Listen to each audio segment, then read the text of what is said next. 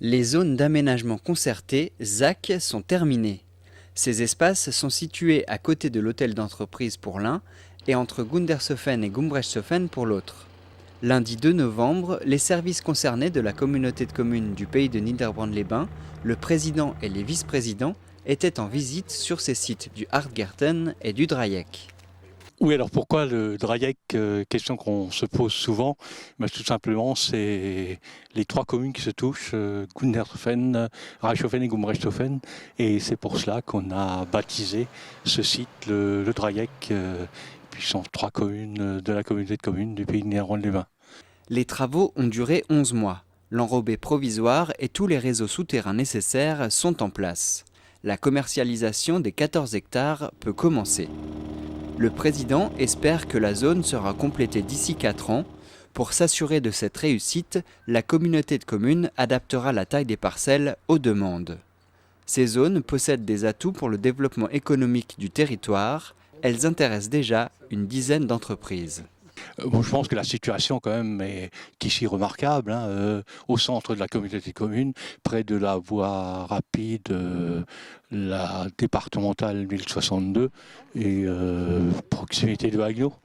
Ici, nous avons fixé le prix de l'art à 2500 voire 2700 en fonction de la situation. 2700 permet d'aller au-delà de 10 mètres de hauteur, 2500 en dessous, et au niveau du Hartgarten, le prix était fixé à 2300 € de l'art. La prochaine zone de ce type sera construite à Merzwiller et la communauté de communes prévoit l'extension de la zone communale de Reichshofen, direction Froschwiller. General Electric, groupe américain spécialisé dans l'équipement de l'énergie, a annoncé ce lundi 2 novembre avoir bouclé l'acquisition du pôle énergie d'Alstom pour un montant de 9,7 milliards d'euros. Une opération qui signe le recentrage du groupe français sur le transport. Cela faisait maintenant près de 15 mois que l'accord était signé entre les deux groupes et l'État français avait lancé son feu vert fin 2014 avec quelques réticences.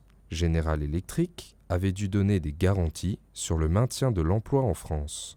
Les syndicats voient dans cette opération la fragilisation du groupe Alstom. À Reichshofen, les conséquences devraient être limitées, mais les employés resteront attentifs aux évolutions. Wirtschaft zum Ancre d'Or in Overbrunn empfängt jeden Monat den Stammtisch. Alle Oven ist das Thema die Selbstständigkeit vom Elsass, von 1918 bis heute gewann. Die Geschichte fängt aber viel früher an. Erstens muss ich ganz kurz die Vorgeschichte erwähnen, von der Kälte bis zum 70er Krieg. Der Reichsland muss ich auch erwähnen, für das die Leute überhaupt verstehen, in was für ein Land das Elsass ist 1918, wie es wieder Französisch wird. Und dann da fängt eigentlich wirklich die Großgeschichte vom Autonomismus an. Das ist die große Periode zwischen beiden Weltkriegen. Heute oben ist der Joseph Dong seiner Blog «Haben mich nicht» eingeladen worden. Der Blog redet von verschiedenen Neuigkeiten und von der Geschichte vom Elsass. Im Grunde genommen bin ich Übersetzer. Ich bin also jemand, wie sich für die Sprache interessiert im Elsass. Die Geschichte von der Sprache. Und natürlich habe ich schnell festgestellt, dass die Geschichte von der Sprache ganz eng mit der Politik zusammenhängt. Den nächsten Stammtisch gibt es wieder am 13. November im Ancre von Overbrunn. Und diesmal kommt Edgar Mahler, wie uns von den gemalten Häusern erzählen wird. La Mutualité Française Alsace et ses partenaires organisaient un cycle de 3 rencontres santé à Griesbach. Le public nombreux, âgé de plus de 55 ans, a pu apprendre des astuces contre la dépression. L'idée, c'est de rendre les gens acteurs par rapport à ça, en leur donnant des informations assez simples et des trucs et astuces à mettre en place au quotidien. Le premier rendez-vous, début octobre, présentait les différences entre la dépression et la déprime. Le second démontrait le lien intimement lié entre la déprime et le sommeil. Ce troisième jeudi, la nutrition nous livre ses recettes anti-déprime. La science est en perpétuelle évolution. On va aborder l'importance du système nerveux central. Déjà un point premier clé, on va dire que le cerveau est l'organe le plus gras du corps humain. Il est réellement une boule de graisse et il contient à peu près 60% d'acides gras oméga 3. Des informations sur les sucres lents, les vertus des oméga 3 pour huiler notre cerveau, des aliments à éviter ou à consommer, il existe des recettes pour révolutionner notre alimentation. Pour ce qui concerne les actions au niveau des neurotransmetteurs, la dopamine, la sérotonine, c'est assez vieux. Ça date des années 70. On a découvert cela. Mais le rôle de l'alimentation santé avec ces neurotransmetteurs réellement a été bien mené à travers les études depuis une quinzaine d'années. Avec l'ensemble de ces actions de prévention, chaque individu devient acteur de sa santé. Pour finir, l'activité physique sous toutes ses formes est mise en avant. Des exercices à effectuer au quotidien, comme allonger le pas. À partir d'un certain âge, on ne va plus vous conseiller de faire du basket ou du foot. Ça n'aurait pas de sens. Par contre, on peut vous conseiller la marche, peut-être la marche nordique pour solliciter plus de muscles.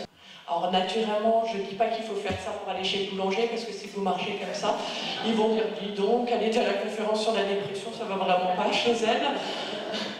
L'an prochain, de nouvelles conférences seront organisées. Nul doute qu'au vu de leur qualité, elles rencontreront un large public. L'organisation patronale CGPME, Confédération Générale des Petites et Moyennes Entreprises d'Alsace, a un nouveau président depuis mai dernier. Le Reichshoffennois Pierre Marx représente 10 branches professionnelles et environ 15 000 entreprises de la région. Il est évident que cela prend du temps, qu'il faut de la disponibilité. Quand on s'occupe d'activités syndicales, à un moment donné, on prend une part active à l'économie de notre région. Et c'est une évidence. Et si on veut défendre l'intérêt de nos entreprises, il faut bien qu'il y en a qui aient le sens du sacrifice. Mais ce n'est pas un sacrifice, c'est un vrai plaisir. Et c'est par force de conviction qu'on arrivera à convaincre les gens du bienfait de nos entreprises. Voilà. Qu'on soit conscient qu'il y ait des changements sociétals qui se font, c'est une évidence. Mais aujourd'hui, l'ubérisation n'est pas la finalité de la chose. C'est encore nos entreprises qui payons les charges et qui faisons tourner l'économie au quotidien. Lors de cette journée d'échange à l'hippodrome de Heurt, les 230 patrons réunis ont pu parler des défis qui les attendent et des sujets d'actualité comme la conférence sociale. Le fait des élections régionales qui vont avoir lieu au mois de décembre, que sur la même période, il y a la COP21 qui se met en place à Paris, du 30 novembre au 11 décembre. Mécaniquement, on va accueillir le monde entier à Paris. Et certains syndicats vont profiter de cette occasion pour mettre une pression telle sur le gouvernement et pour avoir des accords sociaux qui se feront mécaniquement au détriment de nos entreprises. Et c'est réellement notre crainte. La CGPME appelle à des réformes, notamment sur les régimes spéciaux, mais des réformes à discuter et négocier dans de bonnes conditions.